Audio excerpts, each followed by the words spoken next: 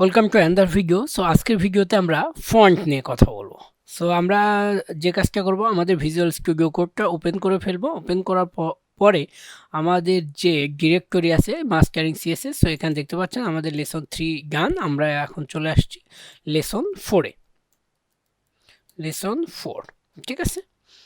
So lesson 4, so আমরা এখানে আমাদের কি লাগবে, একটা ইন্ডেক্স ডট এইচটিএমএল ফাইল লাগবে। সো আমরা এই ইন্ডেক্স ডট এইচটিএমএল ফাইল আমরা করে ফেললাম।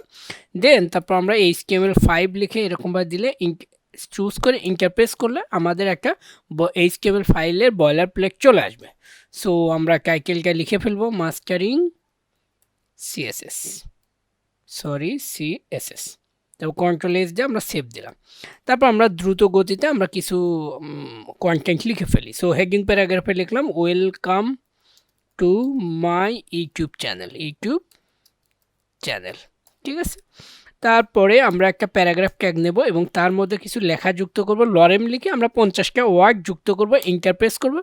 এবার ভিতরে চলে গেছে, ওয়াল্টার জেড প্রেস করবেন, তাহলে নিচে নিচে চলে আসবে এবং আপনার দেখতে সুবিধা হবে, ঠিক আছে। সো আমরা আর একটা প্যারাগ্রাফ নিই যে এটাতে 40টা ওয়ার্ড দেবো, ঠিক আছে। আপনি জাস্ট লরেম লিখে 40 দিবেন, তাহলে আর আপনাকে কষ্ট করে অন্য কোনো জায়গা থেকে লেখা কপি করে নিয়ে আসতে হবে না। সো আপনি ভিজুয়াল স্টুডিও কোডের সাহায্যে এই কাজটা করতে পারবেন।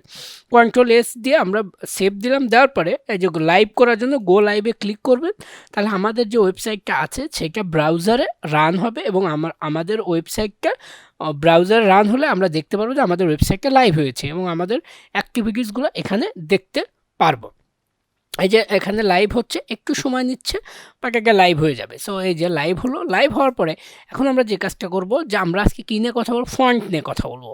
সো এটা একটা প্যারাগ্রাফ সরি এটা একটা হেডিং ট্যাগ ইউজ করেছি, এটা প্যারাগ্রাফ ট্যাগ। আমরা চাচ্ছি এই লেখাগুলোকে কিছু চেঞ্জেস আনবো, অর্থাৎ এই লেখাকে একটু বড় করতে চাই, একটু ছোট করতে চাই, আবার একটু বোল্ড টাইপের করতে চাই। এই লেখাগুলোকে আমরা একটু বড় করতে চাই, বোল্ড করতে চাই, আবার দেখা যাচ্ছে যে বড় হাতের করতে চাই, আবার ছোট হাতের করতে চাই। সো এই কাজগুলোই আমরা এখন করব। সো এটা করার জন্য আমাদের প্রথমে যে কাজটা করতে হবে, আমরা যেহেতু স্টাইল করব, আমরা 3ভাবে স্টাইল করতে পারি। আমরা জানি inline CSS, internal CSS, external CSS. So এখন আমরা যেটা অ্যাপ্লাই করব, ইন্টারনাল সিএসএস আমরা ব্যবহার করব। এই জন্য স্টাইল ট্যাগের আমরা হেল্প নেব।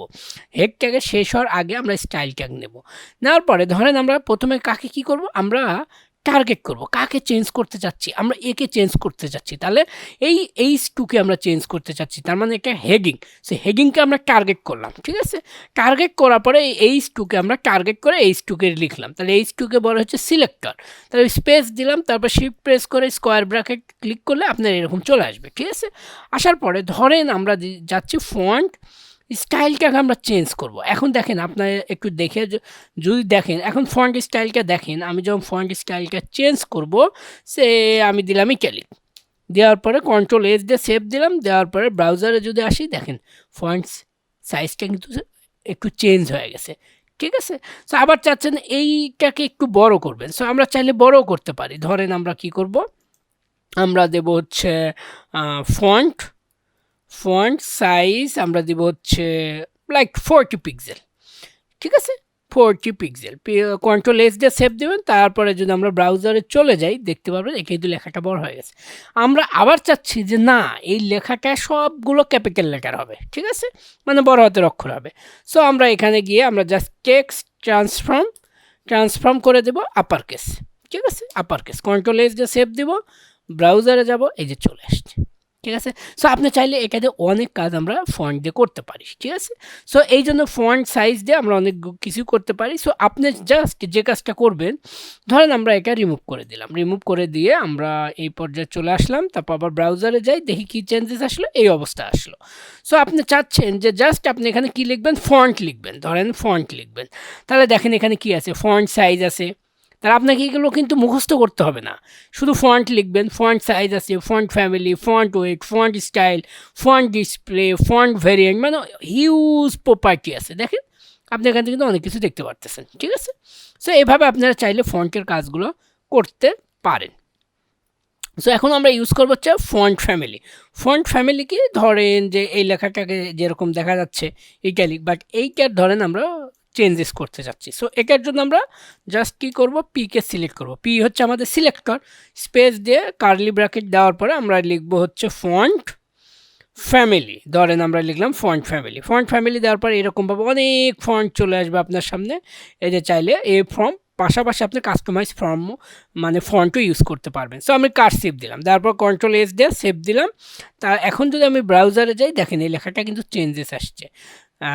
যদি বিশ্বাস না হয় একটু জুম করি, করার পরে আমি আবার এইটাকে আমি জাস্ট কমেন্ট আউট করে দিলাম, কন্ট্রোল এস দিয়ে সেভ দিলাম, তারপর এখানে আসলাম। দেখেন এখন ফন্টগুলো অন্যরকম দেখাচ্ছে। বাট এখন যদি আমি অ্যাপ্লাই করি ফন্ট ফ্যামিলিটা, সো আমরা যদি এখানে কন্ট্রোল এগিয়ে দিয়ে আমরা আনডু করলাম, করার পরে এখন যদি ব্রাউজার আসি, দেখেন ফন্ট কিন্তু চেঞ্জ হয়ে যাচ্ছে। ঠিক আছে, এখন আরেকটা বিষয় হচ্ছে আমরা চাচ্ছি এই ফন্টগুলোকে কিছুটা বড় করব।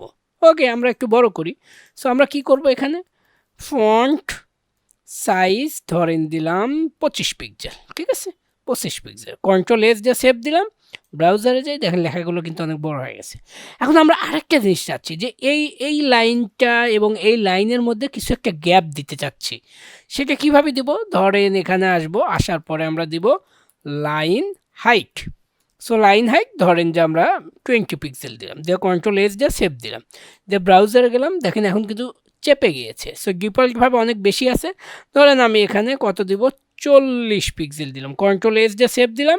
তারপর ব্রাউজার আসি, দেখি না আর একটু দেই, তাহলে আপনাদের বুঝতে আরেকটু সুবিধা হবে। ধরুন 50 পিক্সেল দিলাম, কন্ট্রোল এস দিয়ে সেভ দিলাম, ব্রাউজারে যাই, দেখেন তার মানে কি লাইন হাইটটা কিন্তু বৃদ্ধি পাচ্ছে, মানে স্পেস পাচ্ছে দুটো লাইনের মধ্যে।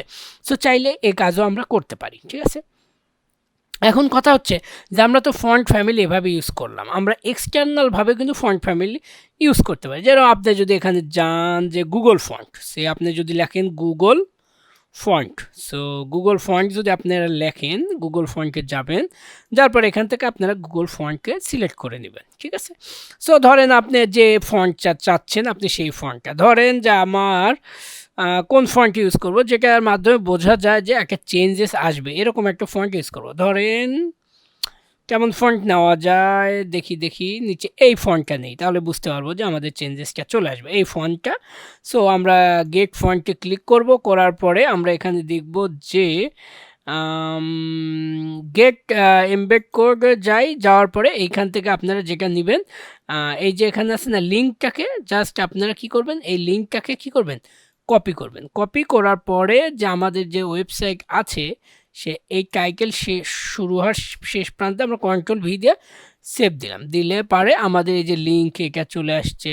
সো এটা আমাদের মেবি লাগবে না, এটা না দিলেও সমস্যা নাই, এটাও আমাদের লাগবে না, এটা থাকলো আর কি। ঠিক আছে, এটা থাকলো, থাকার পরে এখন কিন্তু কোনো চেঞ্জেস আসবে না, চাইলেও এখন আমাদের কোনো চেঞ্জেস আসবে না। দেখেন আমরা যদি আমাদের ব্রাউজারে যে কোনো চেঞ্জেস নেই। ঠিক আছে, চেঞ্জেস আসবে না। আমাদের আরেকটা কাজ বাকি, সেটা হচ্ছে আমরা যদি এখানে চলে যাই, সো এই যে ফন্ট ফ্যামিলি দেখতে পাচ্ছেন না, এই যে ফন্ট ফ্যামিলি, সো এটাকে আমাদের কপি করে নিতে হবে। সো আমরা যে কাজটা করব, এইখানে ইটালিক ইউজ করছি না, সো আমরা এখানে ফন্ট ফ্যামিলি আমাদেরটা ইউজ করব, কন্ট্রোল এস দিয়ে সেভ দেবো, দেওয়ার পরে এখন যদি ব্রাউজারে যাই, তাহলে দেখবেন কিন্তু অন্যরকম হয়ে গেছে। তার মানে কি, দেখেন এক্স্যাক্টলি কিন্তু এরকম চলে আসছে। সো এই যে এরকম চলে আসছে। সো আমরা ইচ্ছা করলে কিন্তু এক্সটার্নাল সিএসএস এর সাহায্যেও দেখেন একদম সিম্পল ওয়েতে কিন্তু এই যে এরকম আমরা লিঙ্ক করে নিয়ে আসছি, দেন তারপর আমরা জাস্ট একে অ্যাপ্লাই করে দিছি। যদি এই ফন্ট যদি আমরা চাইলে এখানেও কিন্তু অ্যাপ্লাই করতে পারি, ধরেন ফন্ট স্টাইল আমরা এটা দিয়ে দিলাম, ফন্ট ফ্যামিলি, কন্ট্রোল এস দিয়ে সেভ দিলাম, তারপর ব্রাউজারে যাই, দেখেন এই লেখাটা কিন্তু চেঞ্জ হয়ে গেছে।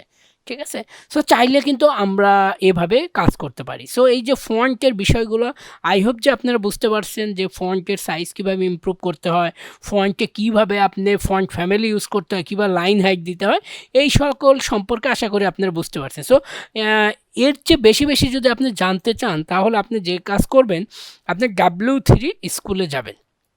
W3 স্কুলে গিয়ে আপনি একটু এখানে ফন্ট সাইজ নিয়ে জাস্ট এখানে যদি আপনি সার্চ দেন যে ফন্ট, আপনি জাস্ট ফন্ট লিখে সার্চ দিলে, সো আপনি এখানে অনেক কিছু পেয়ে যাবেন। সো এইভাবে আপনারা চাইলে এখানে যে ফন্ট ফ্যামিলি না, আপনি ফন্ট লাইক ফন্ট CSS লিখে যদি সার্চ দেন, তাহলে আপনি অনেকগুলো ফন্ট পেয়ে যাবেন, সেগুলো নিয়ে আপনি ইচ্ছা করলে পড়াশোনা করতে পারেন। আবার যদি আপনি চলে যান হচ্ছে MDN এ চলে যান, MDN ওয়েব ডক্সে চলে যান, এখানেও চাইলে আপনি ফন্টের অনেক কিছু শিখতে পারবেন বলে আমি বিশ্বাস করি। সো এখানে যাবেন, জাস্ট এখানে লিখবেন যে সিএসএস টিউটোরিয়াল।